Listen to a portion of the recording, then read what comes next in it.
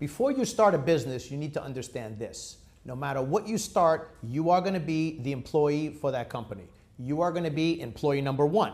That is your job. You see, there's usually 3 phases to a business life, and as you go and grow, you'll get to these different phases. And in step 1, when you start a company, you're probably doing everything. You're probably in charge of marketing, you're probably in charge of getting sales, you're in charge of collecting the money from customers. You gotta do it all. You gotta go out and network, and that's the hardest part of starting a business. And that's where a lot of people struggle and get stuck. But if you're successful at that, you'll get to level 2. And step number 2 is where you start to figure out you have a company. You're no longer just an employee there, you have a company. And what that means is you now have enough resources coming in that you can trade your money for your time, meaning you could hire people to do jobs, people to do tasks. You could hire marketing, you could hire accounting, you could hire sales teams. That is the second stage. That is the one most people call an entrepreneurial business. But if you really want to thrive and you really want to hit it big and you want to be the big mogul out there, you got to get to level 3. And the only way to get to level 3, that is the step where you build an empire. And when you're building an empire, that means you're no longer the one doing the work. If you have to show up every day and you have to deal with collections or you have to deal with bringing in new revenue, you don't have an empire. You got a really good job at an entrepreneurial business. But at level 3, you are the Warren Buffetts out there that he talks about. All he does is he goes to work and he sets things up. He doesn't actually do the work at any of his companies. He invests in companies, he puts money to work, and people do it for him. So the point of the story is, what you got to figure out sooner rather than later is, how are you going to trade your money for your time? You can't buy more time, but you get more employees. So figure out the fastest path to building a team, let them do their jobs, motivate them, coach them, and encourage them, and you'll certainly get to level 2. And if you're great, you'll get to level 3. I wish you all the best of luck.